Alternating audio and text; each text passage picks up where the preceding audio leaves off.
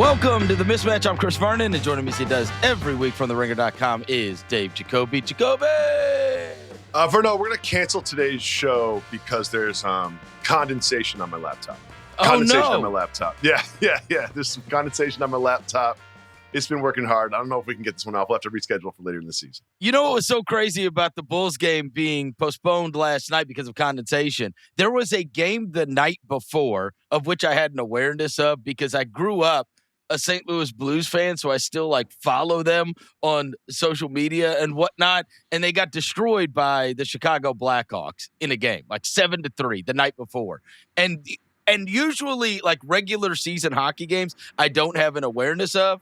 But you may be familiar with the name Jordan Binnington, who's the goalie for the Blues. He had given up his 7th goal. And you can find the video. Anybody can find this video. For those of you, I know you're listening to a basketball podcast, but it's funny for anybody. So Binnington gives up his 7th goal, and the coach goes to pull him out of the game. The backup goalie is hiding back in the locker room. And his head is poked around the back corridor. Whatever. So, I had an awareness. There was a hockey game in Chicago the night before simply because of this crazy video that I had just seen. But they've been playing hockey in Chicago for 100 years. This seems like something that's been figured out for a long time, right? You would think so. We have a hockey game and then we have a basketball game and everything's going to be fine by time for the basketball game. I mean, we all watched The Last Dance during the pandemic, and we all got to know sort of those in-arena staff. Yes. And those sort of hard-working, mustached Polish dudes, maybe extra 40 pounds on them. They're in charge of facilities there. There's some guy named Gary Strabowski, who everyone's calling his phone, being Gary! There's a condensation on the floor. And Gary's eating a chili dog at some bar with a beer, being I don't know, man. Leave me alone. It's not my problem. And so now they've got to figure out when they're going to play the Bulls versus the Heat. Why not just make it an extra game in the play-in? Because those teams are always in the play-in. They're going to. Yeah, it's just count they don't as need a to playing meet. game and a regular season game. Hey, they get to play extra games against each other every year anyway. What does it matter?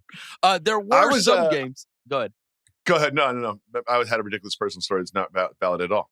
Sometimes when you start telling a story, you have to have enough self-awareness. No one gives a shit about the story. I'm bailing on it. Not even going to start. Not even going to go down that road. I'm out. There were games that went on last night. Probably the biggest one was 2 winning teams between the Minnesota Timberwolves and the Cleveland Cavaliers. Big note out of this is that Anthony Edwards became the 3rd youngest player to ever score 10,000 points. No small feat when you consider the other 2 players are LeBron James and Kevin Durant. Unbelievable. Unbelievable. And he didn't exactly light it on fire his rookie season either. No. I mean, he was a fantastic player, but of course. Did you know he was going to be LeBron or Durant is the question. And I mean, when you're in a class of those 2, it speaks to how much you have accomplished at such an incredibly young age and true superstar. Minnesota gets a really good win. Gobert has been absolutely awesome for them recently, defensively and offensively.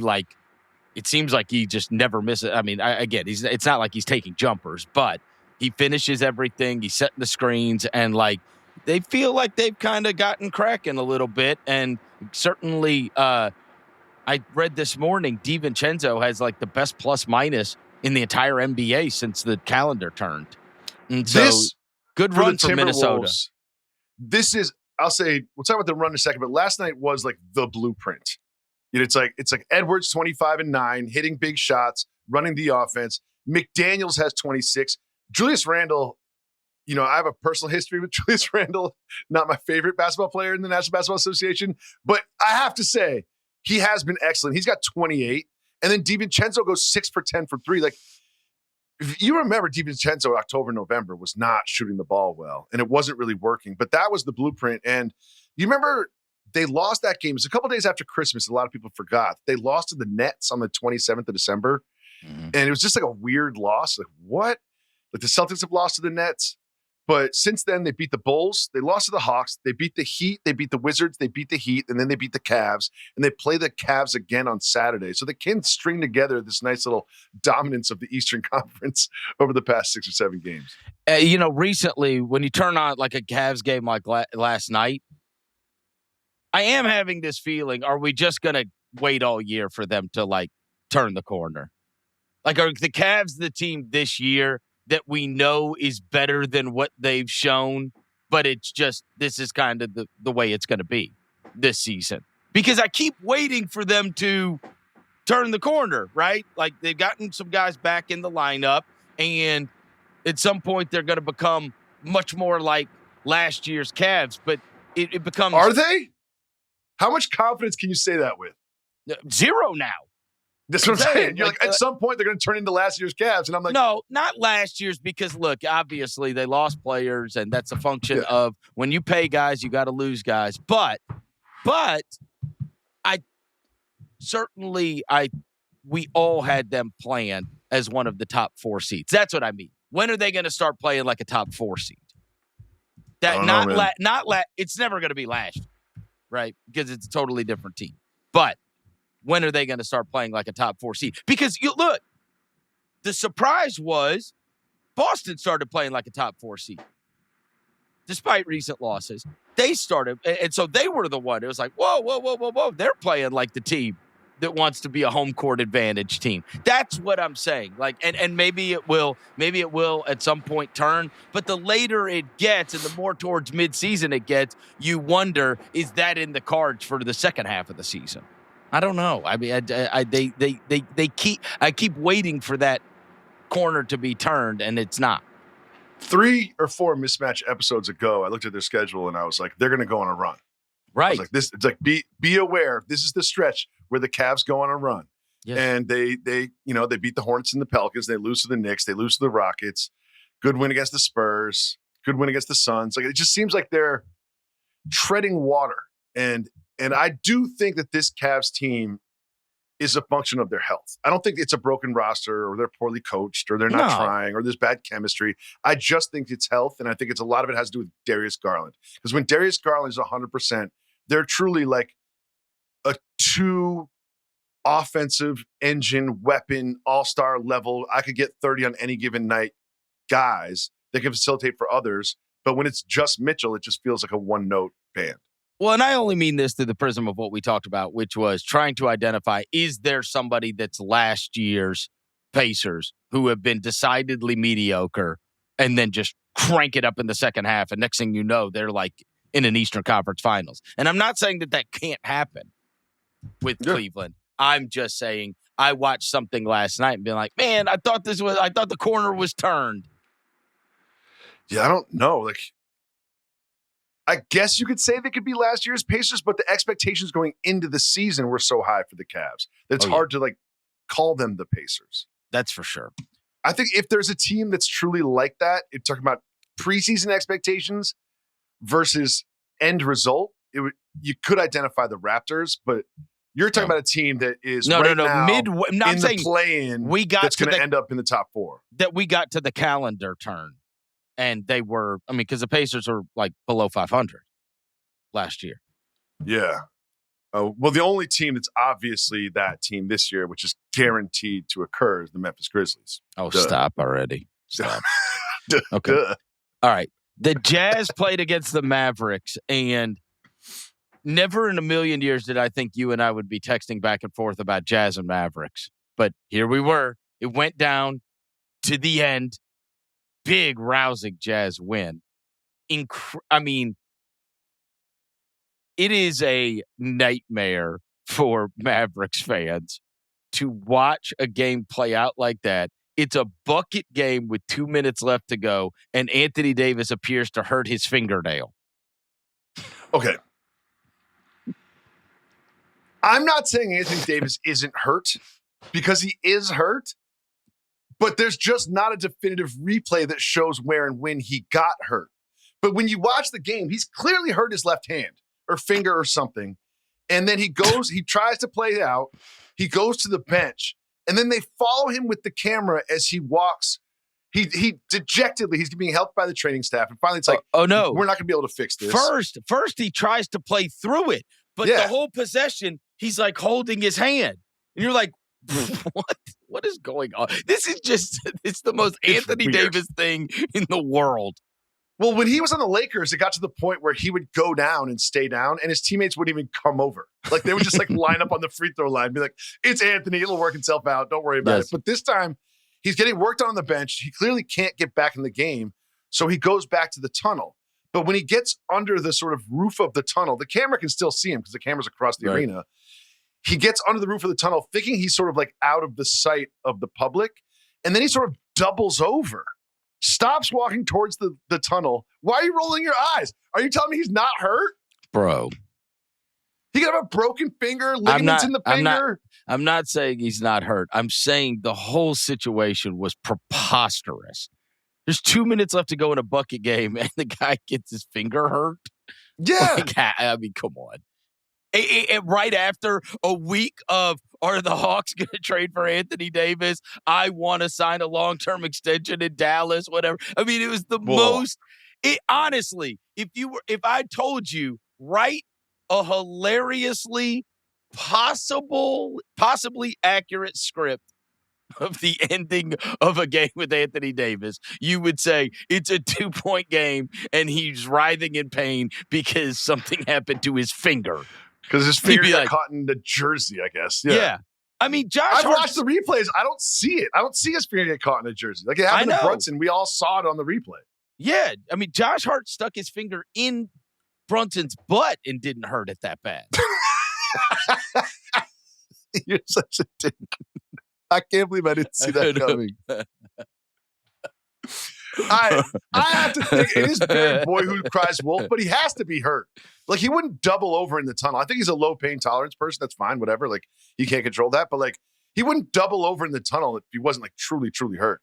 But that's even more preposterous. What is he going to be out 6 to 8 weeks with a broken finger? I mean, it's crazy. Well, imagine you're a team and you got this whiteboard where you're like, should we trade for Anthony Davis? Pros or cons? It's like cons. Doesn't play basketball more than 2 games in a row. Has not played like 7 consecutive games this season. Let me get my. Hold on. Oh no! I was getting. The prop comic Carrot Top comes out. I was gonna get a real. I didn't have time to go get it, but a real tinfoil hat. Don't get it. He doesn't want to get traded. Oh. He doesn't want to get traded. I don't think he's working on that level. Hold on. You just proposed that if you were an opposing team and you were watching the game, you'd be like, "Oh Jesus, we can't do this." Of course, right? So if he says, "Hey man, I don't want to move. I don't want to sell my house. I want to stay here. What if I just acted like my fingers hurt? Nobody's gonna want me." I don't think he would do that in such a tight game. I don't think so. It's an interesting theory. But imagine you're a GM that has an offer in to like the 17 interim GMs that are in Dallas. You pull it back. I'd send a text immediately being like, that's off the table. Just like, that's off the table. We can't do this. It's like, at the time, I meant it. But right now, it's off the table. I apologize. Well, it spoiled this unbelievable. The one thing that the Mavs fans have to hold on to is Cooper Flagg is just freakish. Had the 1-3 that was called off. That was the entire game. Cooper hits a 3, right? And he doesn't shoot great from 3, but he's shooting great last night. Hits a 3. Next possession, assists a 3. Next possession, there's 0.5 left. And he catches it in the corner. Momentum going the wrong way. Turns around and hits another 3. I think put him up 4 with like 2 minutes left. And I don't think that was everything. I don't know. And I don't think the general public that's not watching Mavs games on a regular basis, which is understandable, understands how ridiculously impressive what he's doing this year is. Because when you watch those games, the circumstances in which he is doing what he is doing, the miscast role he has been thrown into as primary ball handler, there's really nobody creating anything for you on that team, right? So he's like the shot creation and creating it for himself, and like the degree of difficulty, he is functioning as a like star number one on the whiteboard already. It's crazy, and he's putting if it's up, down to a last possession, they're looking for Cooper Flagg. yes, and he's got the ball in his hands. It's crazy to watch him, and he is just. I mean, sometimes guys even exceed expectation, and for a rookie year so far, I read yesterday that there's like 2 guys leading the league in like all of their statistical categories, like the major ones for their teams, and it's Jokic and Flagg. That's Jesus. incredible. I mean, that's incredible. And they're not terrible. They're not good, but they're not terrible. And he's the best player on the team. If you squint and you add a healthy Davis and a healthy Irving to this, you can really start imagining some things. Well, the other thing is because, the reason you can is because when you watch them last night and they've got Gafford back in the mix, you're like, God, they are massive. I mean, this is the Nico vision. It's just a bunch of 6'8" to 7 footers, especially when Flagg's playing point guard. It's just like Najee Marshall, everybody on the court is big.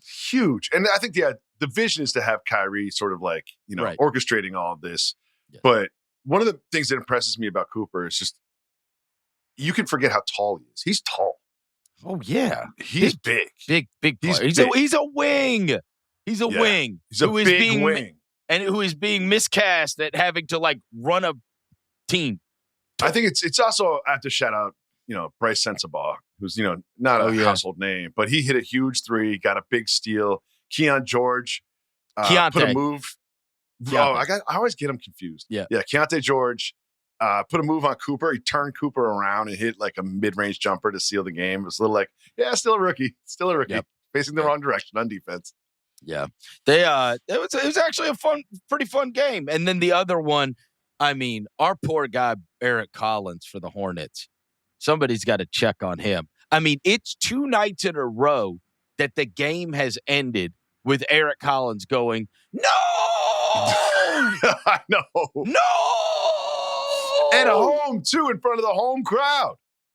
First, it was Emmanuel Quickly in the Raptors game with his game winner against them after LaMelo had hit a would-be game winner.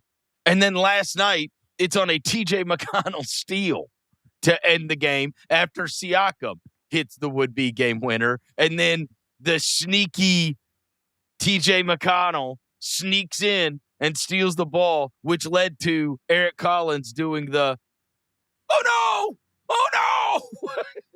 And he did the home thing. If you're ever watching the Hornets on League Pass, no matter where they are, make sure you switch to Eric Collins. Oh, yes. You know what I mean? You have the streams button, hit the streams button, get to Eric Collins.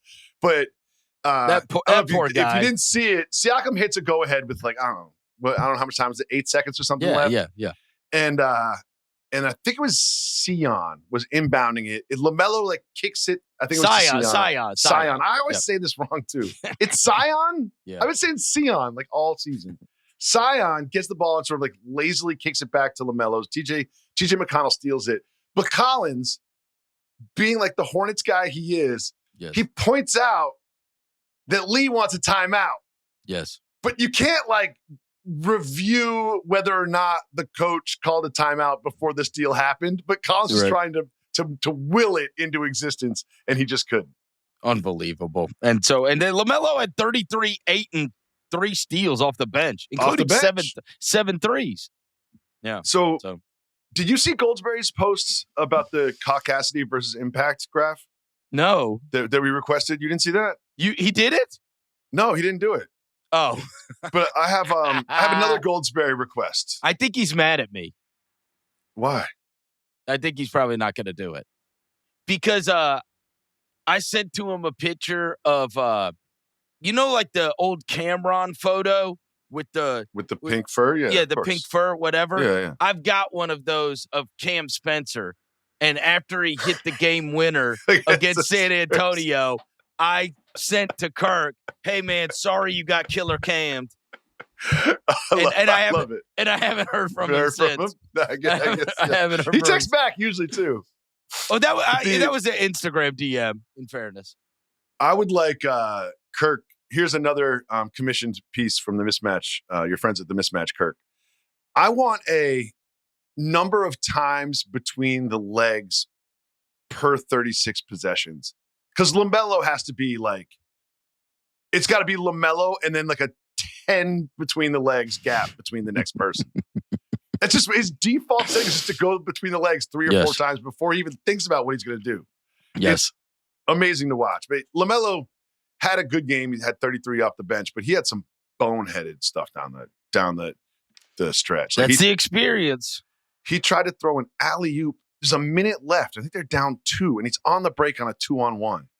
And like, he could have easily, you've seen a ton of 2-on-1s. The NBA now, you don't really even risk the pass, but he tried to throw an alley-oop when you think he would just Euro his way into a bucket. And I think in his mind, when he's on a 2-on-1, and at all times, the only thought in his head is, what's the coolest shit I can do right now? You know what I mean? Like, I think so too. It's not like, what's the most impressive basketball play I can make? He's like, what's the coolest shit I can do right now? Which is why he's like the most popular player to anyone under 27 years old. He is fun to watch. Sure is. He is fun to watch. You can say whatever you want about him. The guy is entertaining. You never know what's going to happen in their games. But anyway, check on our guy, Eric Collins. This has been our guy, Kirk Goldsberry. Yeah. Oh yeah. Kirk Goldsberry, I think I upset him. I'll text him. I think I upset him with the Cam Spencer picture. Also, shout out to our listeners who have absolutely ruined my idea for the unwatchables by alerting me that there are literally 5,000 podcasts that do the unwatchables. Of course, there's no such thing as an original idea. They do the variation of that. Hey, real quick side story that I think you will be interested in. There's a guy, the guy that used to own the Grizzlies was a guy named Michael Heisley, and he passed away years ago.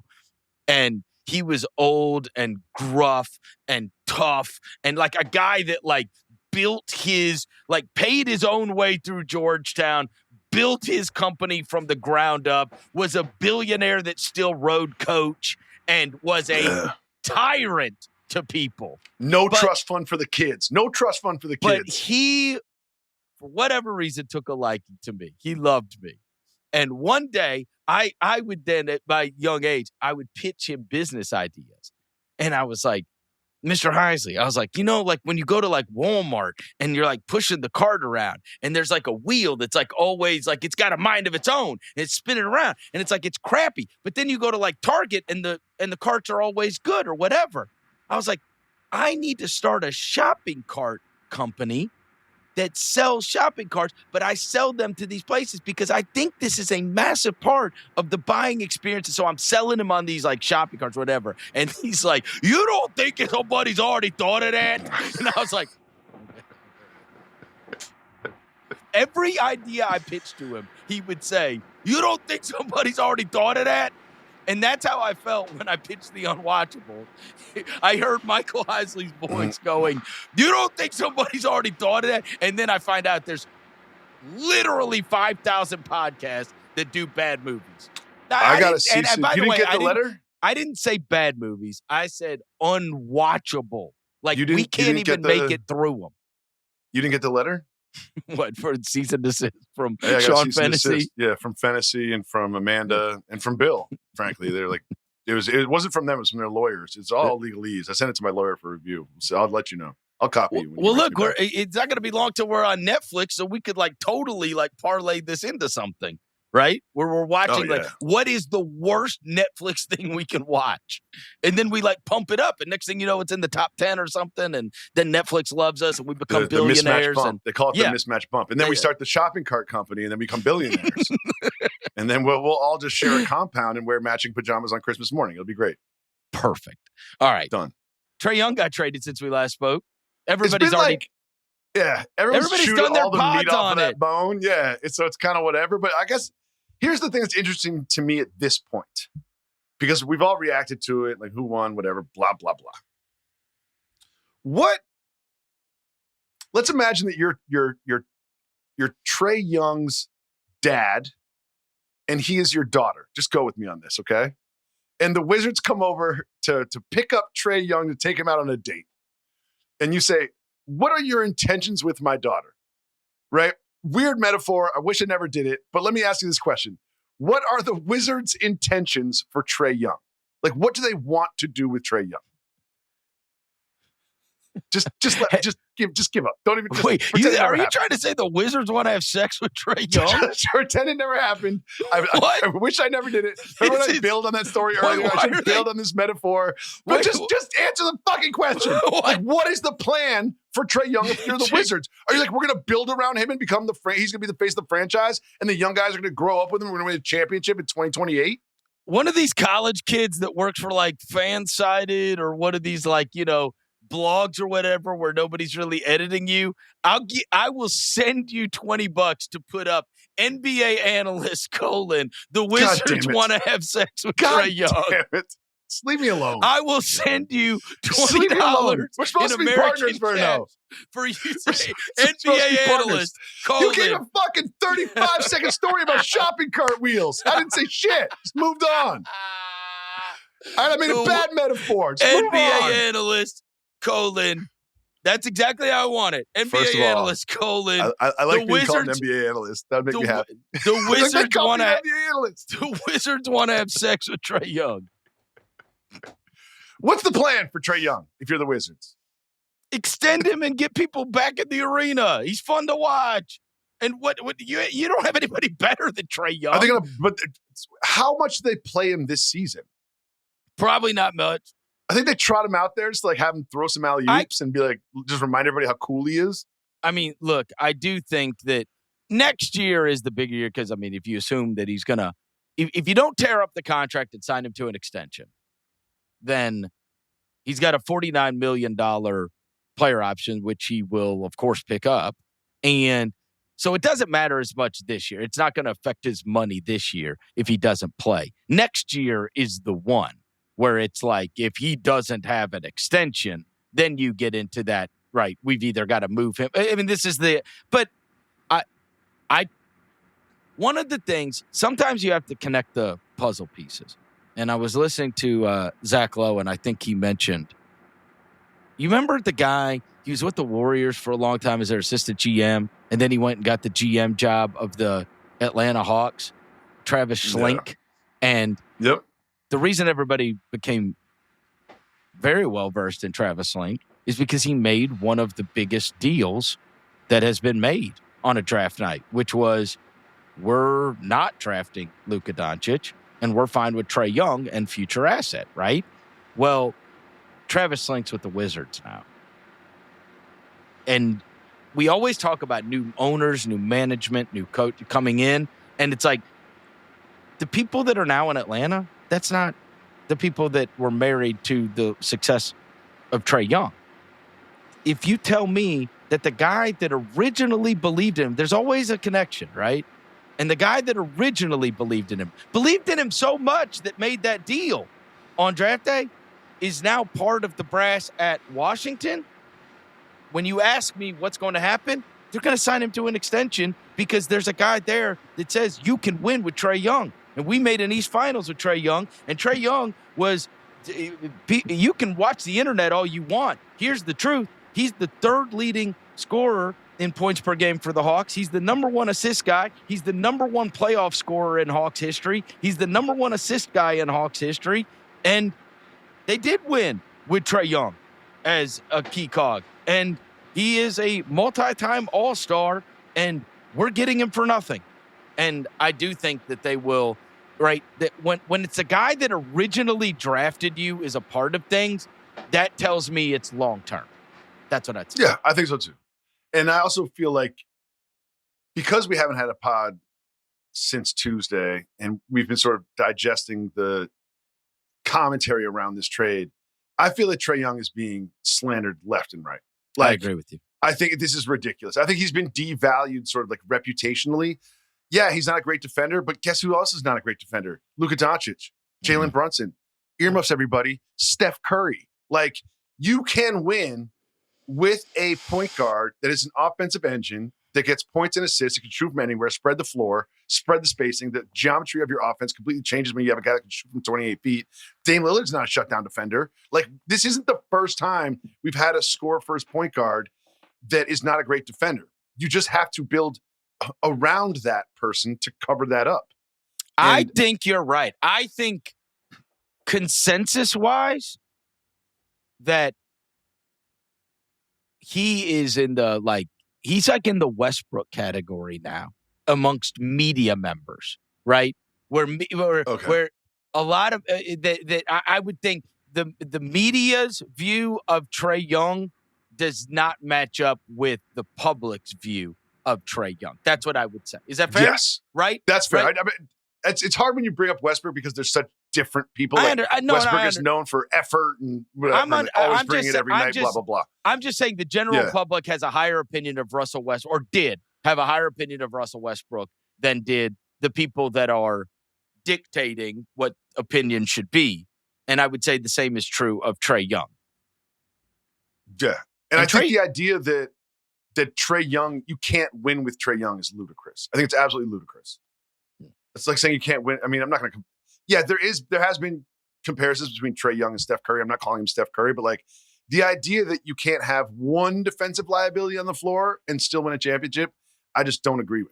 Also, let me just say, they have not won 50 games in Washington since Wes Unseld. Who cares? I mean, it's way more fun to have Trae Young. Yeah. At least you would have a chance at it if you got some good players. Yeah, like we're on text with Joe House, who doesn't like this deal or whatever. Right. I'm sure he'll say it in the microphones. And like, Andrew Sharp is another guy I know. It's like if you're a Wizards fan, this is awesome. I think so. Watching Trae Young every night is much better than watching CJ McCollum every night. It's just more fun. It's a better experience. I agree with you. You know what is a crazy fallout from this? This is wild. So when the Trae Young thing went down, one of the things that I thought about was I immediately am taken back to that draft, which I covered. Of course. And the number 1 pick was DeAndre Ayton. The number 2 pick was Marvin Bagley. Number 3 was Trae Young / Luka Doncic. Like Luka and Trae were 3 and 5. And then 4 was Jaren Jackson Jr. Okay? All 5 of those are elsewhere. So then you start going down the rest of the list, and that is a great draft. Like, great. Oh, hell yeah. Check this out. It's a 2018 NBA draft. The only players still with the team that drafted them, and that ain't that long ago, right? When you think about, are Jaren Jackson Jr., Miles Bridges, and Mitchell Robinson. That's incredible. Well, so the way it works, that would be you're in your 3rd year of your second deal, right? Mm-hmm. So that's where it gets tricky because there's not too many players that play out their 1st and 2nd deal on the same team. I mean, usually guys that are multi-time All-Stars do. Sure. We would have never. That's a good point. We would never have expected in a billion years. Also, by the way, SGA's in that draft. Also on a different team than the one that drafted him. There's only 3 guys still with their team from the 18 draft. Jaren, Bridges, and Mitchell Robinson. That's it. And go look at that draft. Wow. It's SGA. It's DiVincenzo. That draft is loaded. Oh, yeah. Loaded. All kinds of awesome players in that draft. And still, I guess the point is you just don't get to root for guys all that long anymore. I mean, no. You know what I mean? You figure if you draft a guy and the guy is awesome, at minimum, you're going to root for him for 8 years. Right? Of course. Like because you got the first contract and then you signed him to a 4-year extension. Or in some cases, 5-year extension, right?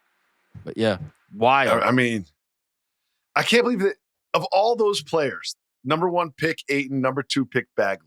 Yeah. Mo Bamba. Oh, yep. God. It's a really good draft. Robinson. Yep. Michael Porter Jr.'s in there. Yep. Lonnie also on Walker. a different team. Oh, Red Velvet. There's a lot of good players in that draft. A lot of good players. It's certainly the top end I mean, you've got guys that have made multi-time All-Stars. Oh, hell yeah. Yeah, there's some great players in this draft. Luka, Jaren Jackson Jr., Trae Young, Sexton. Oh, Kevin Knox. All right, I'm not going to look at this anymore. I forgot about that. Do you remember Kevin Knox's summer league? Oh, do I ever? He looks so good. Well, I remember the first game, which was Zion's debut, and he ripped the ball away from Kevin Knox. He's like, give me that ball, bitch. Dunked it. I was like, well, this is different. This is a different deal.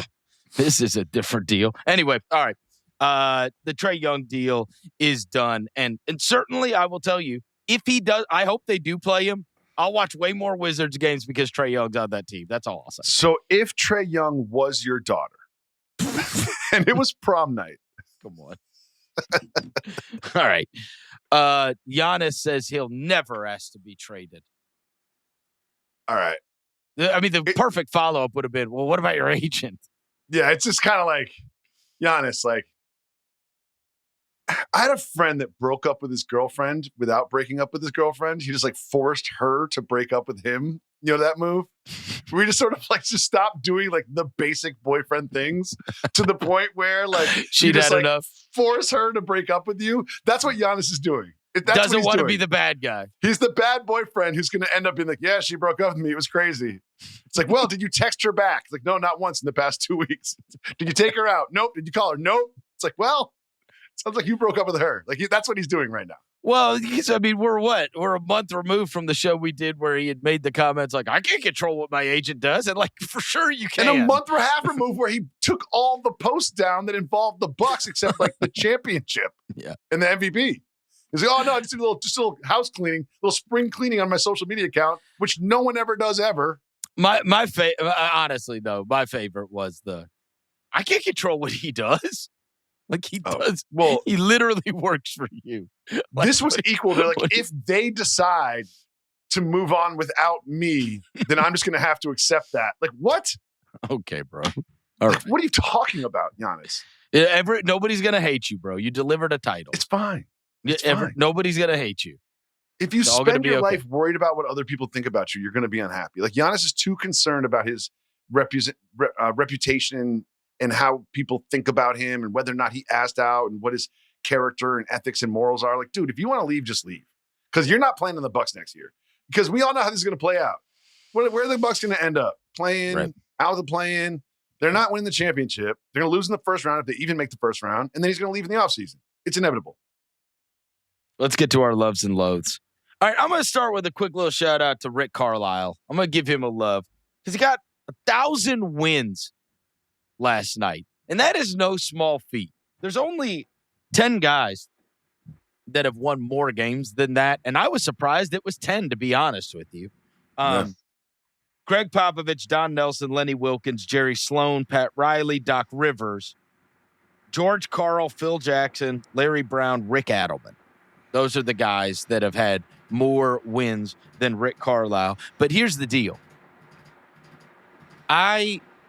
Outside of like Spoelstra, you wonder if this is just going to be, and obviously Doc's still around, but like this might be the last time we ever see something like this. I'm serious. A guy getting to coach 24 years in the NBA is just like not going to happen anymore. Because look, you're going to have like attention spans are already shortened. And pressure is already heightened. And so, like, you look at the next ones on the list, it's like Spoelstra at 807, then Steve Kerr at 586, and then Tibbs is right behind him. I don't know if anybody's going to be able to be an NBA coach for 20-plus years. Plus, not only would you have to be That was just him head coaching, though, right? Yeah. I'm saying. Yeah, so he did a bunch of years assistant coaching, too. But you would have to be a head coach for 20-plus years and be awesome for 20-plus years. Like, I really think that the reason I'm shouting this out is because I think this is something that we're not acknowledging at the time as being crazy. But you're lucky if you make it 5 years in the NBA now. You know what I mean? And it used to be the coach was the big dog for so many years. And now the players are the big dogs. You know what I mean? Like they'll they can get rid of you when you're paying the amount of money that you're paying for these players now. Like being a head coach that gets to, like, you're the coach, you establish the culture, and it's my way or the highway. Like all those guys are like, those old school guys, they were all like my way or the highway guys. And now you have to be we're all pulling the same rope. We make our decisions as a collective, right? That's the front office coach relationship now. And so they hire generally young guys, of which will, be on the same page with them. Whereas these guys are typically Carlisle's obviously has evolved, so he gets credit for that. But the Tibbs guys are, let me coach the team, get the F away from me. You know what I mean? Like, Yeah. I don't care about your analytics. I don't care. Let me win basketball games. And that's the bygone era. And that's the era of which guys are just not going to be allowed to coach for 20 years. No way. No way. When there are numbers like this and people say like, oh, it probably won't be broken, like you just said, usually I push against that because time will tell that like even the most unbreakable records end up going down.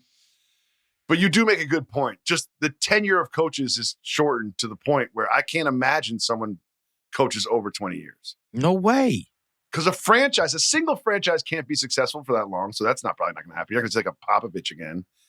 And I mean, it would have to be somebody like a Will Hardy or a Jordy Fernandez. Like something like that that just sticks. Or maybe wins a championship in their 20s or early 30s and then sort of like maybe to three teams. Maybe Daigneault, who started as the youngest coach in the NBA. If he coaches 10 years at Thunder and then 10 years somewhere else and had success in two places. You have to have success in two or three places to get to that many wins. But if they don't win the title 2 years in a row, they'll probably bail on him. You know what I mean? That's just the way every coach of the year gets fired like the next year. It feels that way. Shout out to Rick Carlisle. Yeah, Rick Carlisle. Still doing it. Got a big win last night despite this dreadful season. I mean, it's 13 straight losses. He sat on $9.99 for 13 games. That's rough. Come on. That's tough. All right, I got here's my first love. Great losses from terrible teams. Allow me to explain. Okay. Pacers lose to the Cavs by 4, start the trend. This Nets Magic game was electric. I want to call him Igor Demin, but apparently it's Yegor Jomin. So I'll call him by his name. But Jomin against the Magic, remember his reputation was like out of BYU was like great playmaker for others, can score, but can't shoot. This dude lit it up at the end of this game. I'm talking like 3 or 4 threes in the final 2 minutes in overtime, like was just phenomenal. And they end up losing to the Magic. Why is that a great loss? Young player proving himself, getting great experience, being competitive, but you still might have the worst record in the league. Right. Jazz lose to the Thunder in overtime, which was a very important game for the Thunder. Because if they lose that one, who knows what their narrative becomes. But again, a team that's not trying to win, trying to have good lottery odds, going to overtime against a playoff team is a great loss for a terrible team. That was a trend of the week that I loved. My favorite point that you have made on today's show, besides the Wizards wanting to have sex with Trae Young, was Igor is so much cooler than Yegor. I know, it's tough. It's hard. At draft night, we're all like, oh, Igor. And then they're like, Yegor Jomin. You're like, oh. Yeah. Yeah. Igor is so much better. Much better. There's so much more you can do with Igor than Yegor. All right. I guess we're going to start with my first loathe. My first loathe, I don't like to talk about guys' personal lives much. It's not something we do typically on the show. But let me just explain to you. As basketball fans and as keen observers of the NBA, it has now become absolutely impossible to not have an awareness of salacious headlines, and then they overtake your Instagram feed or your Twitter feed or whatever the case may be. And my first loathe is Zion Williamson's personal life. I mean, it is every time something comes across, it is like this. It's some girl with this comically huge ass accusing him of dastardly deeds. And I'm like, I can't look at this. I can't look at this. Why? Oh, you look at it. I looked at it too. We all looked at it. Bro. And it's something like, you know how we were saying, like you're writing something from like like I told you, if you're writing a script for the Anthony Davis injury or whatever. I mean, Dope Chick 69. Wait, that's her handle? That is crazy. Absolutely. Our group text was the funniest thing. I mean, come on, bro. Dope Seriously? Chick 69? That's who made the accusations that she. Well, and also there's one thing I hate about this whole thing, and who knows whether the accusation is true or not. We have no idea. No, but she's like, no do you idea. want proof? And there's a video of like Zion like picking something up off his floor. Yeah, it's like he's like in his house in his socks, being like secretly filmed by a house guest. That's just so nasty to me. I'm just saying, to be at someone's home and secretly film them and then put it on the internet later. It's just like that is just karmically so wrong. I love Zion. He needs some vet leadership. Do you love Zion? Yes, I do. I find him to be so messy. Like, this is so messy. And it just overtakes my feed. And it is funny, but I don't need to see about your personal life. And especially when it's Dope Chick 60. That is the funniest handle ever. You know the Dope Chick was taken, she was like, all right. You gotta be a maniac to mess with Dope Chick 69. Dope Chick 69. That's crazy. She tried Dope Chick. It didn't work. She tried it without the C, like CHIK. It didn't work. She tried it without the K, CHIC, 2 C's. And she's like, fine, I have to add a number to this. Like, what number should I add to this? Like the year I was born? Like, no. What about 1, 2, 3? Come on. Taken. Come what about on, Zion. 69? All right, good. Let's do this. Come on, Zion. We're trying to get that trade value up. I haven't heard anything about him being traded. And it just seems like. Oh, it's about to be. As soon as the trade thing. It seems like it has to happen. Yeah, right? well, because it's going to become another one of those, we didn't draft you. Also, we don't want to sign you to the extension. Yeah. So it's either, what are we doing here? What are we doing what here? Are we doing and they want to build out around Queen and Fears. Of course. As they should. Well, I don't know. As they're going to. Maybe they should not, but they're going to. But here's the thing, outside of the way the basketball goes, this is like 3 consecutive years where some like OnlyFans model has overtaken our feeds. Like, come on. I know. Come on. This is so messy. I've never put my credit card into OnlyFans, but I've thought about it. Oh, no. I've thought about it. I've never done it. I'll go to like the profile and I'll just be like, and then I'll be like, sign up for OnlyFans. And I've thought about it. This is when your wife, that's when you know your wife has no chance of listening to the pod. She never, no. She doesn't. She's not. Yeah. But she's explicitly told me that I can't spend money on OnlyFans models. She's like, you can't spend a penny. So I don't care what you look at on the internet, but you cannot spend a penny on anything on OnlyFans. That's like, where she draws the line. That's where she drew the line. That's fair. I think it's a fair line. Yeah, I think so too. It's like, on December 7th, Jonathan Kuminga did not play against the Bulls. Okay? So that was a month and plus ago. Okay. He since played 9 minutes and 31 seconds in a game against the Suns. Has not played at all. Do you remember, you texted me about this, that game against the Thunder when Steph and Draymond and Butler were out? Yes. Guess what happened with Kuminga? DMP? Lower back soreness announced before the game. So he didn't play either. And it's easy to forget this summer. Do you know how many minutes on this podcast we spent talking about Jonathan Kuminga and his contract and what's going to happen with him? It just sucked up the entire news cycle. All summer long, we talked about Jonathan Kuminga. They dragged it out. And now nothing is happening. The guy's not even playing. So he's going to end up on the Kings, I guess? Like, it's just so weird what has happened with that. Especially, I just feel like there's more to it. I mean, I think it's probably he was Joe Lacob's guy, right? You always have to figure out who's got stock in this. You remember how we were talking earlier about how Travis Slink's got real stock in Trae Young.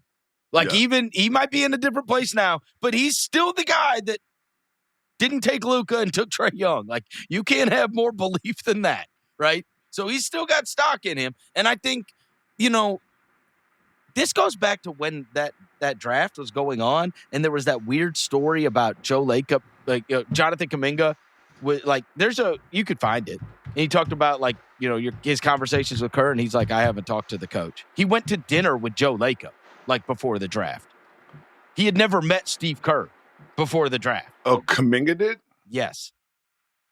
So I've always thought he's probably the owner's guy, and Steve Kerr has never been able to stand him.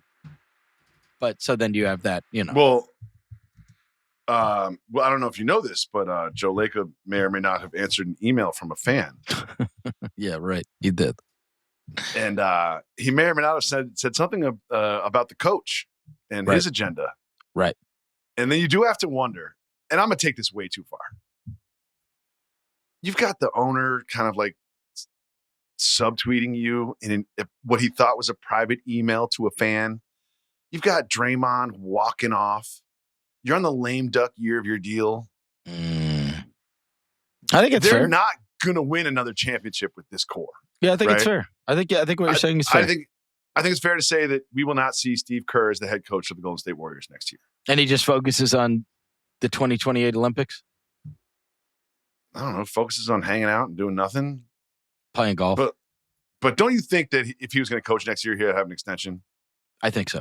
Because if he wanted to, he'd get a 5-year extension right now for $50 million. I don't know if he wanted to, if he could. Given the Lacob thing. The Lacob thing. You know what I'm saying? Regardless of that point, he could get an extension. If he wanted to continue to coach the Warriors, they're not going to usher him out the door. I agree with you. Whether it's 5 years or whatever. I don't know. I don't know. This era might be just, the Clay thing happened and now the Draymond thing, you know what I mean? Like, I think Curry will be last man standing and the others will probably be elsewhere. I bet we see Draymond Green in a different uniform before his career's over. And it wouldn't be surprising to me if we saw Steve Kerr either out of the NBA or on a different sideline before it's all said and done. But I don't even know if he'd ever coach anybody else, honestly. He might just retire. Should we report now that Steve Kerr signed with the Ringer? Do we report that now or do we wait for the summer? I think you wait for the summer. What's the podcast called? Dangerous Curves? No. I mean, this is a big brainstorming meeting. This is not hey, throw it at me. SEO is important. It has to be called like the Steve Kerr podcast. That's what's important. That's what sucks about podcasts because of like SEO optimization. It basically has to be like the Steve Kerr podcast. Dangerous Curves doesn't get it done. That doesn't get it done. Yeah. My next, I guess we're on love still, right? Because I did my love. My next love, Spencer Jones, the LinkedIn Warrior, and the shorthanded Nuggets. I mean, what a run we've got here for Spencer Jones and for Jalen Pickett and for the rest of this group. Peyton Watson, just career high after career high, over and over again. Them holding down the fort. Jamal Murray putting up like 17 assists, like holding down the fort while their guy is out. And their schedule has not been easy. No. And they've been able to pull this off. But the LinkedIn Warrior is my favorite. So I don't know if you know about the Spencer Jones, Stanford guy. I didn't even know you could post like long posts on LinkedIn like that. I didn't think that's what that was for. But he puts up a post like you would on Twitter or Instagram or whatever else. Some games you'll remember for the rest of your life. On paper, this one didn't make sense. Shorthanded by 7 players, no starters available, with a lineup made almost entirely of guys that began their careers in the G League. We're on the road against a top team in the Eastern Conference with multiple NBA All-Stars. Everything about it was unlikely, including my defensive matchup with a near 300-pound center. But nights like this remind you of what teams are really built on. Effort carries, belief compounds, and everyone commits to the same goal. Logic stops mattering. On Why is that on LinkedIn. Why is it I on don't know. LinkedIn? I don't know. Why? Because he's the LinkedIn warrior. I mean, of all the outlets and platforms you could possibly put that on, why LinkedIn? I don't know. I don't understand it. He uses it to, they say that there's like some other guys that are on there. Evidently, Mike Muscala was on there for a while. And like there are other people, that I guess, for like business opportunities that have their active LinkedIn profiles. But like using your active LinkedIn profile as like your, sounding board, like your Facebook or Twitter or Instagram for your captions, like crazy. I kind of love it. I love it. Is the nerdiest thing to do ever. I like it. I You know like what it I a mean? lot. But shout out Spencer Jones, Peyton Watson, Jalen Pickett, all those guys that are given this opportunity for the Nuggets. And they have proven like they can rally together and get some wins in the absence of their NBA MVP. And he's the LinkedIn warrior is my favorite. Oh, yeah. That's the idea that he's using LinkedIn is almost more sort of like of an outlier than them winning against the Sixers and the Celtics. Agreed. I can see a world in which they win against the Sixers and Celtics. I cannot understand a world in which they beat the Celtics and Spencer Jones opens up his LinkedIn app and is like, let me just sound off right here about this big win. Amazing. Love him. What's my second look? Like, we're doing loves, right? Yep. I didn't love what happened when the Knicks traveled to Detroit. We spoke about that in the last game. But I love what's happening with Isaiah Stewart. And I think before this season, if you asked an NBA fan who's really into the league, like you just said, tell me about Isaiah Stewart, what would they say? Psycho.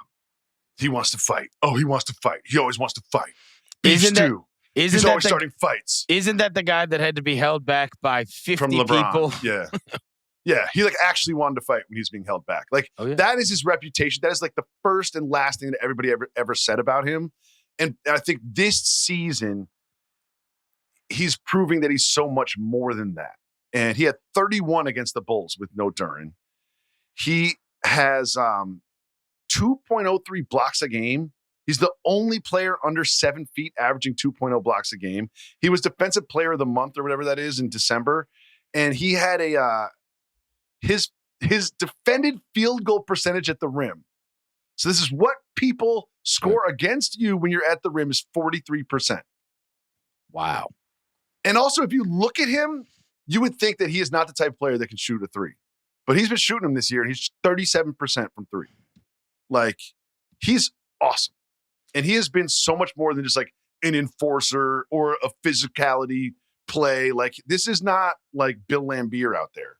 This is a skilled defensive weapon that can spread a defense, that can score underneath the basket, and that can switch on to perimeter guys too.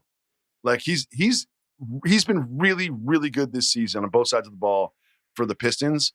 And I'm so glad that he's proven his value outside of like, oh, he'll get in a fight, you know? And you know what's crazy is when I think about him, there's all these old school guys when I first started covering the NBA that were really big on the look. If there's not a lot of sure things, and certainly the draft can become a crapshoot. But if you want to find a guy with an NBA career, they were like generally, and again, it's not an end all be all. And it's the reason every year during the draft, I always go back and look at it. They'll say top 5, top 10 high school players. Find out who were the best amongst their peers and go back and look and then check that list against guys that either became huge stars or had NBA careers, like long NBA careers. And one of the years when I was going through it, I was going back and looking at all of them. Dude, Stewart was like a top 5 high school player. And what's crazy is now you go this far down the road and there's some old school guy, I promise you, going, yep. Like, I mean, he always had this, like, he was always going to be good, right? Like, I mean, it is what it is. Like, sometimes it's even guys like that you go back and look. And again, it's not an end-all, be-all, and there's certainly bust in anything that you're doing. But the track record of those guys has been very good. And I think we think of like the Cam Reddishes of the world, like those kind of guys were like, high school top 10 type of guys, right? But like people see Isaiah Stewart and I think would be surprised that he was. You are not surprised. You think he was probably just an absolute monster and destroyed everybody? No, I'd be lying if I say I saw this from Isaiah Stewart early in his NBA career. You know No. what I mean? I'm just saying, like, it's he doesn't. I didn't follow him in high school. So. I know, but he doesn't. Even you watch him now, he doesn't fit the profile of what you think of when you think of high school stars. Can't dribble. You know what I mean? Right. It's hard to be a top high school guy when you can't dribble. Also Jalen Duren was. Yeah, and Jalen Duren's. I love the two of them together on the floor. Like, their whole team. It's just hard. They need shooting. It's just hard because if you have Stewart can shoot, but like he's still getting left alone. A lot of that 37% is because people are letting him shoot from three.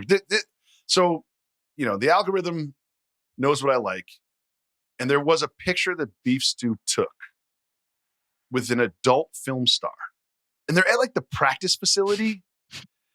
This is Zion's fault.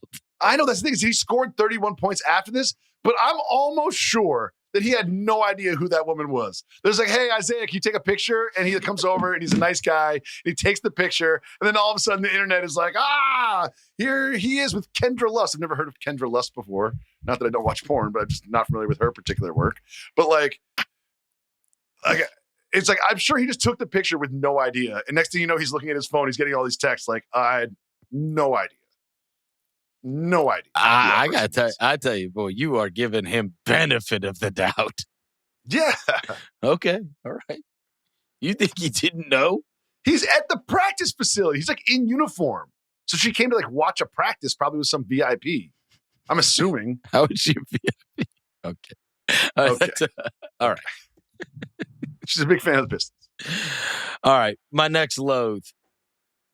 I'm not. I got it. They've been doing it, but now after what took place with that Hornets Raptors game, we have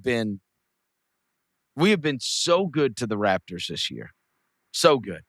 They've been a fun team. We love Darko. We love the juice in the locker room. We love the chains. Hold on. I did say fuck Scotty Barnes. You did say that. Like in October. You did say that. Okay. I want to apologize to Scotty and the Barnes family.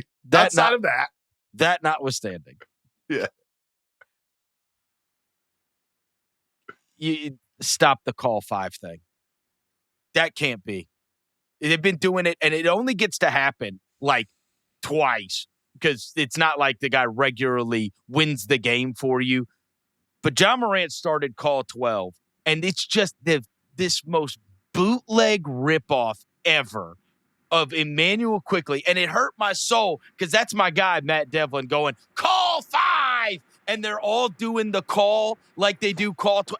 It's like, bro, get your own thing. Yeah. Get your own thing.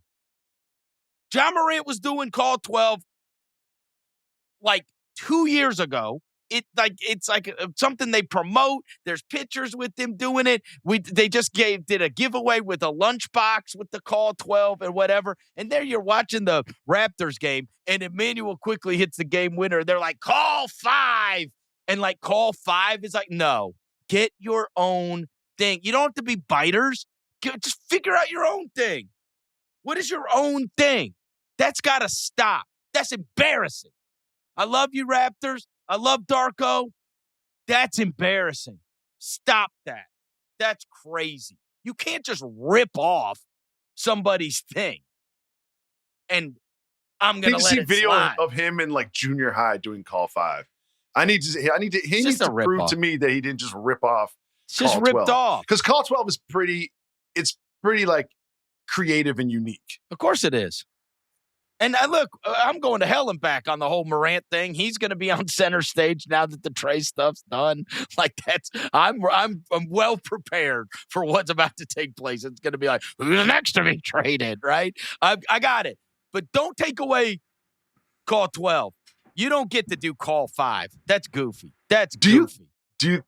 I don't think that there's going to be a lot of Ja traded action this year. It's already starting with him and Zion. You just find who are the guys that you are not unsure that the team's going to commit to them and give them a big extension. And then you say, all right, well, it's a trade thing, right? It's all right, if you're either committing to him or you're not. I'll just tell you this. Morant was listed questionable 3 games in a row to play. Oh.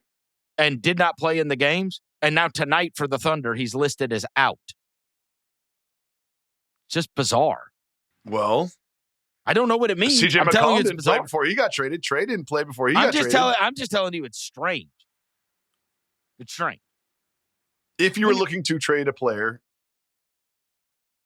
I mean, I'm just saying it's strange. Like, I don't know if he had a re-aggravation of injury or whatever, but I mean, there was 3 games where he was listed as questionable, and we thought he was going to be playing. Oh, I'm going to Grizzlies Thunder tonight. Go look at the injury list. Because, dude, they're sitting out Chet, SGA, all their guys, too. Like, I don't know who I'm going to see. I'm going to watch A.J. Mitchell versus Cam Spencer. Could win. I love Cam Spencer. Who doesn't? Who doesn't love Cam Spencer? It's just not what you thought you were, you know what I mean? This one is simple for me. If you're listening to this podcast, you don't need to go into the history of Isaiah Thomas and Michael Jordan not liking each other. But Isaiah Thomas was on my girl Michelle Bito's show on FanDuel. And here is what he had to say about sort of Michael Jordan and his reputation and his legacy. Here's what will make you change your mind on, or at least critically think about, right? And I'm a historian of the game, and I'm not a hater. I'm just, when I speak facts, people think it's hate. But you can't, in no sports category, when we talk about track, when we talk about tennis, when we talk about football, baseball, the arguably the best players or athletes in those sports, they hold the world records. You know, I know we talk about Jordan, but he leads in no statistical basketball category. But yet we say there's an argument about him being the best. But then when you look at Kareem and you look at LeBron, those guys lead in several statistical categories. Here's what I loathe about this, Verno. Like, let it go, Isaiah Thomas. I get it. You guys don't like each other. It's been like 30 years. Like, let it go. You don't need to use other people's platforms to slander Michael Jordan, to act like he's irrelevant in NBA history because he doesn't have records anymore. Like, let's not act like Michael Jordan was not one of the best 5. I'll give it 5 basketball players of all time. Like, let's just not act like it's like Michael Jordan is a mediocre star for his era. Like, give it up, Isaiah Thomas. The anti-Jordan agenda is just sort of silly at this point, if you ask me. I can't believe I'm going to disagree with you. What? I hope they hate each other till the day. Like, I hope they show up to each other's funerals. I love it. Okay. I love that they still hate each other. I love that. No, that's fine. And that's they're fine. petty, and they're petty, and they tried to embarrass him on The Last Dance, and like, I love it. I love it all. I love that it's old men that refuse to let 30 years ago go, and I think Jordan hates his guts, and I think Thomas hates his guts, and so I prefer. I love that they don't fake it. Okay. You make great points. You make great points. And I love petty and I love tension. I love conflict. These are the things that are interesting in life, right? Yes. My thing I loathe about this is the evidence that he provides to back up his thesis that Michael Jordan sort of like isn't that relevant and his legacy isn't as important as we think it is. Because he's like, well, in track and tennis, those people have personal records. Where are Michael Jordan's records? He doesn't have any. He's just hating. No, he's hating. He's just hating. That's what I'm saying. It's like, it's hating is fine, but like citing the fact that he doesn't have personal records is just silly to me. It's silly. I love it. Because I love it. I love how much he hates Michael Jordan. Who else hates Michael Jordan? Scottie Pippen? Like, that's it. Yeah. Like, those 2 guys are the only 2 guys. I'm sure you can find some people from the that played golf with him or something that absolutely can't stand Michael Jordan. I'm sure there are. Chameleonaire. I watched a video one time. You can find it on YouTube of Chameleonaire telling his Michael Jordan story. Oh, yeah. I remember that. Michael Jordan was so mean to him. Yeah. I respect celebrities that it's like, don't fuck with me. Don't come up and talk to me. I don't want to take a picture. I don't want to hear about your cousin that knew me. I don't like, do not interact with me. I'm famous. You're not. Leave me alone. There's something very respectable about that. Dude, I saw a video yesterday of this guy saying that he got to meet his hero, Barry Bonds. There's a baseball player. And I'm paraphrasing, but he walked up to him and he's like, "Oh, bro, I've been wanting to tell you this my whole life. You're my favorite baseball player of all time." And Jerry Bond said to him, "You remind me of my idiot son. If you ever," hey, he goes, "If you ever call me bro again, I'll knock your ass out." He's been my idiot son. Yes. His son is taking strays. Yes. If you ever call me bro again, I'll knock you out. That's what he said. And of course, this guy's like a young guy. And he goes, "You know what my response was? That is awesome." Yeah, of course. Yeah. Yes. Like, I got him like, "Oh, cool. Thanks so much, man. Want to take a picture?" Like, he can get a story out of it. He's like, "I got the full Barry Bonds experience." A very brief personal story. I love Lance Stevenson. When he was like in 8th and 9th grade, I used to go watch him play like outside New York City street ball. And he won 4 straight, city championships for Lincoln Rail Splitters. Like, he was just the guy when he was in high school here. And I've been a fan of his ever since. And, I celebrated him on Verno and Jacoby constantly. They used to call him the 8th grader at the park, the 8th grader, like, because he was like in 8th grade, going to 9th grade, pushing around dudes. I met him at this ESPYs after party, and I don't really go up to people, but like, I was like, it's Lance. Like, I'm going to go up to him. Went up to him, shook his hand. I was like, "Hey, I'm Dave Jacoby. I'm an ESPN. Like, I've been celebrating you for years and years and years." Before I said I've been celebrating you, he was already looking over my shoulder, like, "Are there any girls here? Can I not talk to this guy?" He just had zero interest in the conversation. And I read the room and I bailed, but it was like, oh man, I should have never done that. I should have never done that. He just had no interest in talking to me whatsoever. He's like, "Bro, like, leave me alone." What am I on? Love or loathe? Love now, right? Mm-hmm. You sure? Yes, you just did. Or no, it's me. Yeah, we're so messed up. This when you end up going too long on a podcast, right? My last love. I saw Phoenix in person last night. Well, I guess 2 nights ago. I saw him 2 nights ago. I understand why they're having the season that they're having. Watching them function, watching how hard they play, watching them like as a collective. Like, there's different teams that come to town, and I really watch how they interact with the coach, how they interact with each other. The vibes are so good. Even the people around the Suns that I was talking to, like, they're just, the vibes are like good vibes. It's really, really, really good energy with that Phoenix team. Really good energy. And obviously, I have said my piece about Dylan Brooks in the past, but one of the things I've always told you is I've always respected this is a guy that cares about the result every single night. 82 games a year. He cares about the result. And that permeates a team. It really does. And I do not think you can short sell his impact on that. But also just watching Booker and the way he functions with them, and he was fine not taking a ton of shots and being the man. And they also have not, by the way, had Jalen Green this season playing for them. Because when you watch them, it is not a collective that you look at and go, wow, they are not doing this because of talent. They are doing this because of every night they bring an honest effort. And it will not work in the playoffs as a team, but over the course of an 82-game regular season, you bringing an honest effort and really committing to the defensive end and sharing the ball on offense every night is going to get you a bunch of wins. It really is.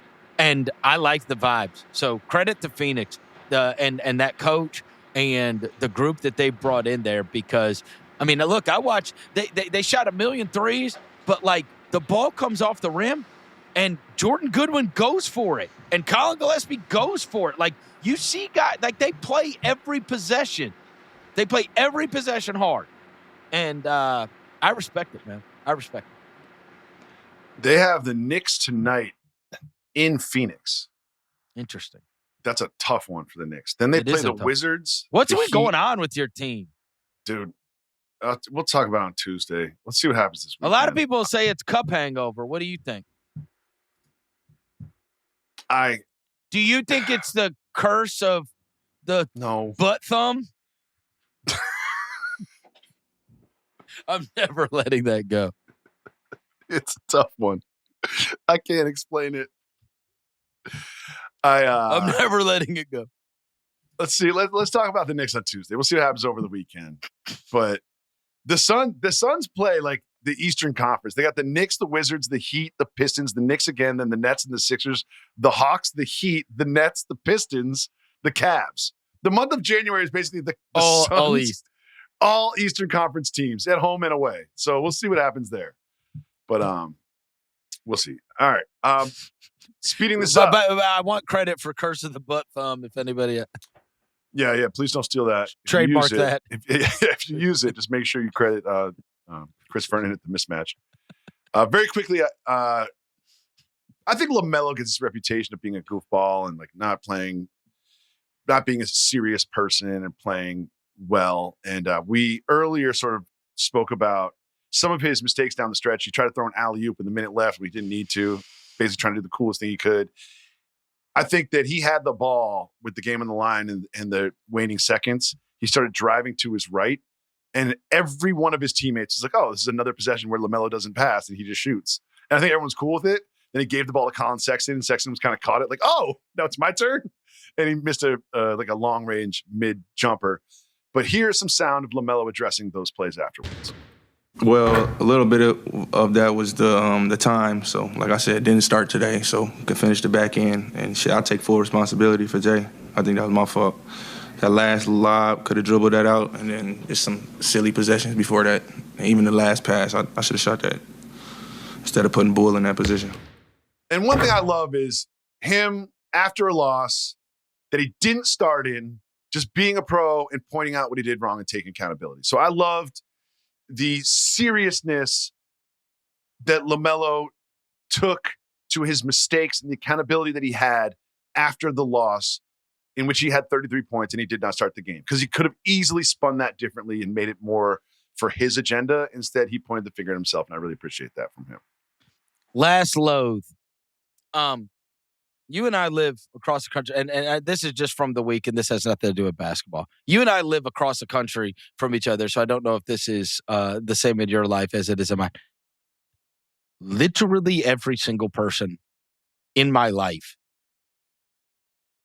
is sick. Everybody. Yeah. Like, my entire house has been sick. My mom is sick. My dad is sick. My producer is sick. Everybody at work is sick. Like, we just started 2026. It's January 9th, and everybody has been sick for the last 2 weeks. I don't know one healthy person over the last 2 weeks in my life. I've been watching Pluribus. Have you watched that one? No. It's good. You're basically Carol in Pluribus. It's like everyone else in the world is broken except for you. And this happened to us, but we in New York, it was kind of like COVID. Like, we got it first. So we had this is called like the Thanksgiving disease. So right around the end of November, early December, we all had it. Mid-December, we all had it. We're kind of on the other side of it now. So there is light at the end of the sick tunnel. There is? Yeah. Have you gotten it yet?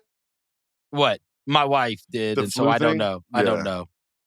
I'm one of those that like, I'm like, I try to power through like literally everything. Like, you know how some people like really like lay down and like, you know, like I can't function if I don't feel good. I just don't acknowledge that I don't feel good. That's ridiculous. It's mind over matter. That's ridiculous. I mean, you got to really lay me out. You really That's do. ridiculous. That's ridiculous. I don't think I've missed I'm not lying. Maybe, I bet you could count on your hand the amount of sick days I've ever taken in my life. Oh, I just don't. I've never taken one once I became on camera talent, because I feel like if you take a show off, someone else might step into your spot and be great. It's insecurity is what fuels me through that. Yes. I've never missed a show that I was scheduled to be on ever. Right. Ever. I've taken a couple off for like vacations or whatever, this and that, but like, no. Because once people start sitting in your chair, you never know. They might stay there. You never know. Steve Kerr is going to be hosting the Mismatch with Chris Vernon next year. Damn it. Now. Oh, with Chris Vernon. Okay, that's fine. Yeah, with Chris Vernon. Yeah, okay. I thought you were going to say with you. No. All right, your last load. My last load is the one I load the strongest. And no one's talking about this anymore. And they need to, because this pisses me off. On October 21st, when the season was starting, this is what the PR people from Peacock had to say about Michael Jordan's involvement in the season. Quote, in an exclusive appearance on Tuesday on NBC and Peacock, airing at halftime of Oklahoma City Thunder versus Houston Rockets, Michael Jordan spoke with Mike Tirico about how he spends his time post-retirement, why he felt it was important to launch his MJ Insight to Excellence series. Later on, he says, Jordan's conversation with Tirico was the first edition of a series that will appear throughout the season on NBC broadcasts. This summer, they made it sound like Michael Jordan was going to be an analyst for NBC. What did he do? He sat down in his living room with Mike Tirico for 40 minutes. They put out 4 clips, spread it through a month, and we haven't seen that fucker since. When you're the first edition of a series to appear throughout the season, have you seen anything else from Michael Jordan that was not that one interview with Mike Tirico on NBC? I have not. They made it sound like he was going to be the new Charles Barkley on NBC, that we're going to get Michael Jordan throughout the season. Instead, we get a canned interview where he says he doesn't like load management. No, you got real Isaiah Thomas energy, Jacoby. I can't stand it. I want to hear Michael Jordan's thoughts on basketball. Did he give us all of his? Also, none of those were insights to excellence either. None of them were. It sounded like old man complaining. I remember. I hate this. I want to see Michael Jordan. No, if I'm being fair, the one thing I remember was that like story about him being nervous to shoot a free throw when he was like renting out his house. Yeah, at Coke. Yeah, he had like a camp, and he was like, "Oh, the last time I shot a ball is when I shot a free throw." I've never been more nervous in my life. And no one's up in arms about this except for me. You promised us Michael Jordan. You gave us nothing. Absolutely nothing. You hate insights to excellence. No, somewhere there's an executive at NBC that's like his boss, like whoever the president of NBC is, calls the president of NBC Sports. They're like, didn't we sign Michael Jordan to like a $5 million deal? Hey. And he's like, call Michael Jordan and tell him we need more from him. And then the guy calls Michael Jordan, it goes to voicemail, texts Michael Jordan, it stays on red, calls Michael Jordan, it goes to voicemail, texts Michael Jordan, goes in red. And then his boss calls again, he's like, what happened with Michael Jordan? He's like, nothing, I'm working on it. I hope you get a text today that says, we gave you Snoop Dogg, you jerk. I love Snoop Dogg.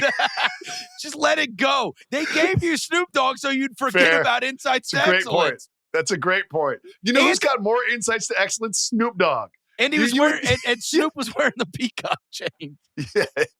The Snoop, we better get another Snoop game. And if you missed the Snoop game, listen to the next Snoop game. We've all seen the clips online, but I cannot underrate the full experience and also just the anger of the play-by-play guy while Snoop is talking over him the entire time. It was amazing. They will for sure do it and lead up to the Winter Olympics because they're gonna milk the Snoop thing for the Winter Olympics. Here's my prediction for Michael Jordan. He's gonna do one more interview with Mike Tirico towards the end of the season, and then he'll do one more interview with Mike Tirico before the playoffs, and then a final interview during the finals. So he's going to do 4 sit-down interviews with Mike Tirico, and that's supposed to be like a season's worth of stuff with Michael Jordan. We can save insights to excellence. I want the next episode to him just spend the entire time talking about how sorry Isaiah Thomas is. Oh, that'd be great. just crapping on Isaiah Thomas. They should do the Jason Hare who he directed The Last Dance, and he sort of invented the like, hey, here's an iPad. Look at what this person said about you. That's what they need to do. Just don't even ask a question during the interview. Just play Isaiah Thomas talking about Michael Jordan and listen to him respond. And let him respond. That's insight to excellence. Perfect. That is insight to excellence. And then the next episode is him and Snoop Dogg smoking weed. Perfect. We figured it out. Done. We You're just welcome, say, NBC. yeah, you're welcome. You're welcome. You're welcome. Don't say NBC. we've never did anything for you. All right. Thank you to our executive producer, Jesse Lopez, as always. Jacoby, I'll talk to you next week.